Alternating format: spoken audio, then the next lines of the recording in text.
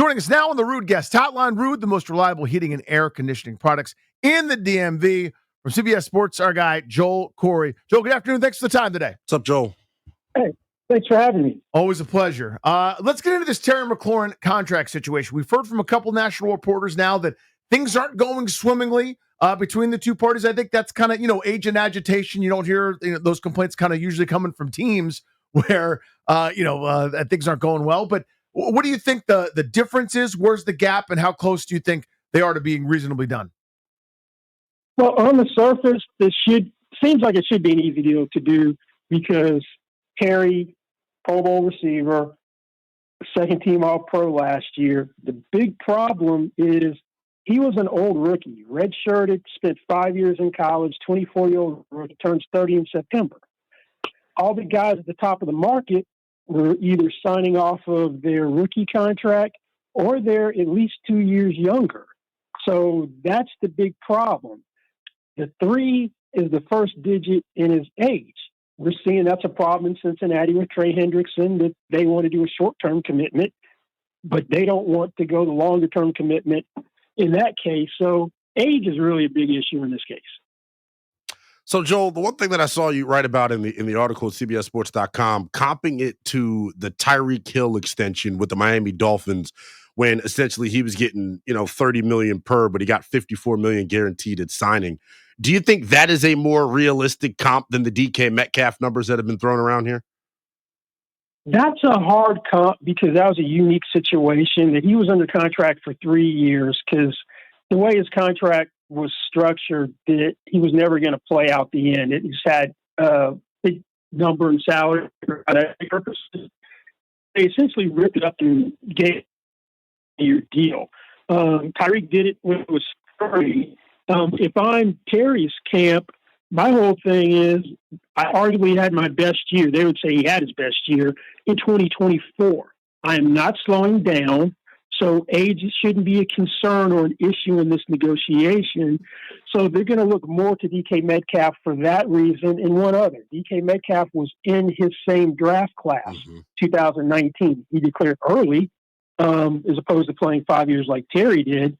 And if you looked at the stats over the 5 years, they favored Terry, and particularly last year, DK Metcalf didn't have 1,000 yards. But DK Metcalf has something you can't find at receiver. 6'3", 230 pounds, great speed. Those physical traits don't grow on trees. So that isn't necessarily a spot-on comp for a variety of reasons. Joel Corry with us here on Grant and Danny Linnell in for GP, CBS Sports, salary cap and contract expert. Kind enough to join us to break down this Terry McLaurin situation. So, Joel, taking personality and what he's meant to the team, obviously he's been through multiple regimes, been productive despite some pretty adverse circumstances. But just playing cutthroat GM for a second, tell me where I'm off base on this. I would say the franchise tag next year is $28 million. The franchise tag the year after that, if we do it a second time, is 120% of that, roughly 33. I got you under contract for this year, 2 more years. I don't want to meet an escalated asking price over that. Why wouldn't I just do that? Sort of take your chances, and I could offer you a contract that's reflective of that, maybe a little more to sweeten the pot, but not going up to some of these other numbers when I've got a little more leverage here. Where am I off base? A little off base on the franchise tag number. It's actually going to be slightly over 30 with the way the 120% calculation. So next year it'll be over that? Okay. It's performed. Yeah, but same concept. That if you don't want to meet his asking price, or you don't want to make the longer-term commitment, then you would go to year. The problem is, what carry are you going to get if he has to play out his contract? Sometimes guys in contract years, it affects them. Sometimes it doesn't. We don't know in this particular case because he never seen him in a contract year having to perform. But that being said, you're not going to get a deal done, in my opinion, if you are going to not reflect these as a number one receiver. The two distinct markets, number one receiver, number two receiver. On this team, he's a number one receiver. He's your primary target. The top of the number two market was T. Higgins. T. Higgins would be a number one receiver a lot of other places, just not in Cincinnati. He signed a 4-year extension, a lot younger. I think he's 26, averaging $28.75 million per year. So if you're not going to top that number, I don't think there's any deal that Terry McLaurin is going to consider.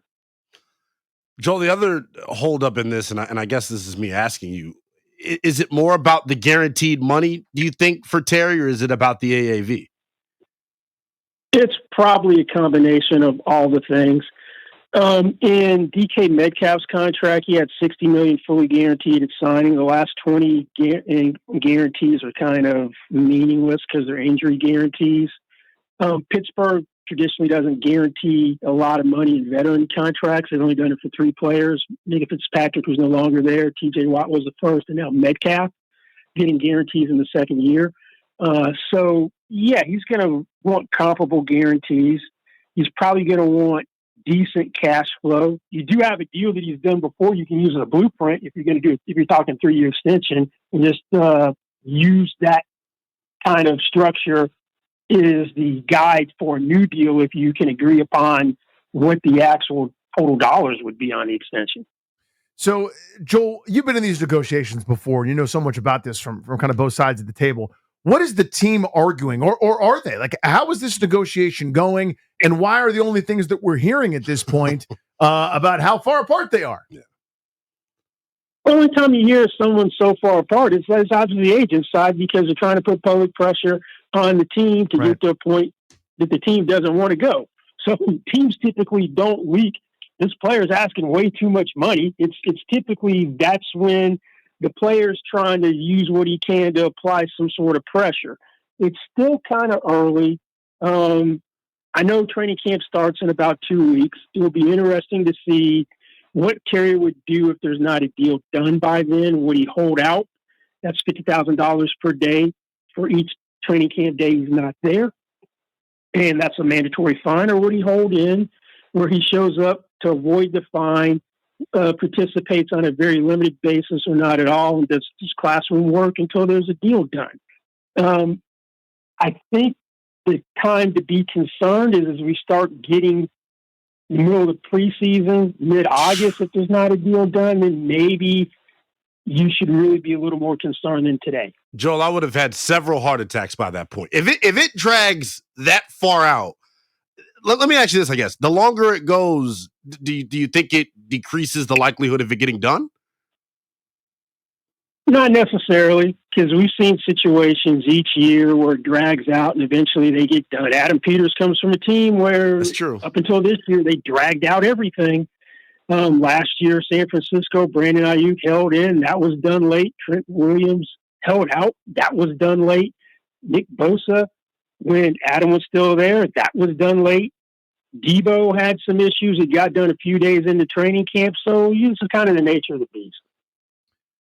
What timetable would make the most sense? Just kind of nailing that down here. Like, I just, to me, at the CBA, the way it's set up, and again, correct me if I'm wrong here, Joel, but it's just not incentivized for players to hold out and get fined, and they need to be there to accrue the service time. If they want to change that, they should talk to their union rep, which I want to get to in a second too with you, by the way, about what's going on at the highest levels.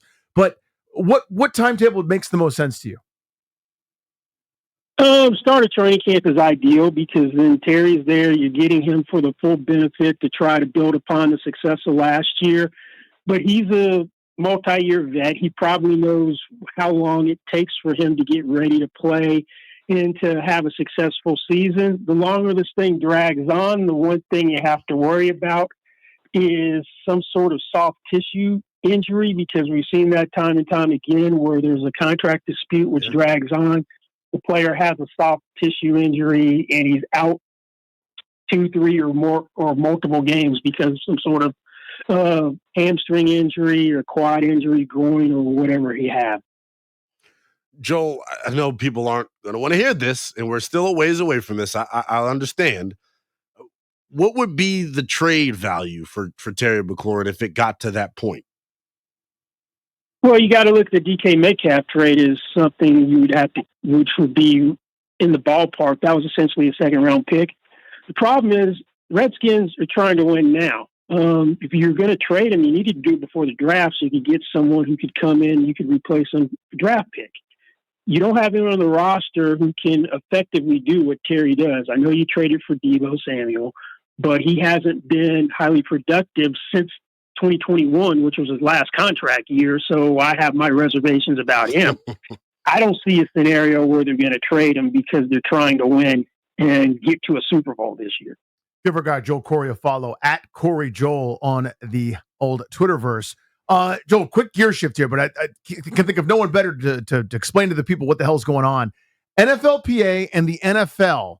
We've got some shenanigans, tomfoolery. Maybe even you could call it ballyhoo at the highest levels. I guess there's a vote now taking place about what to do with union leadership. Catch people up as to what's going on.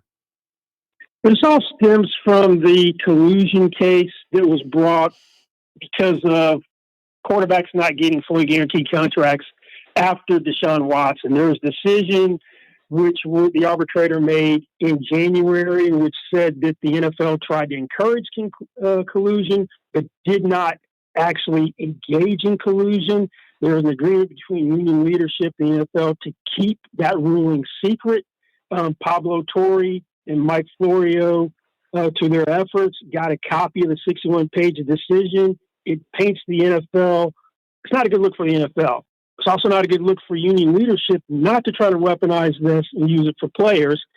Then it comes out that today, which is almost as bad, that there's a conflict of interest with the executive director, Lloyd Howe, that he works for he's doing some consulting for a company which has ties to the NFL. If you are the union, head of the union, that should be a full-time job. You shouldn't be moonlighting, and it shouldn't be any type of company which has any type of NFL ties. So, yeah, if I'm an agent, one, I would have liked to have had that agreement in January, or you could discuss it with us at the annual seminar with agents at the Combine, so I could have it going into free agency. If I'm players, why is the union keeping this in the dark? So, yeah, there's a lot to discuss, and the more stuff that comes out, this isn't it. It's going to take 2/3 of the player rep board to change union leadership. Well, we could be headed in that direction. Wow. Yeah, and I feel like it's one of those stories that is, I think, kind of under the radar for the general public here as well. But that is a major, major shakeup there. Joel, awesome as always, buddy. Thanks, Have Joel. a great afternoon. Thank you. All right, thanks for having me, guys.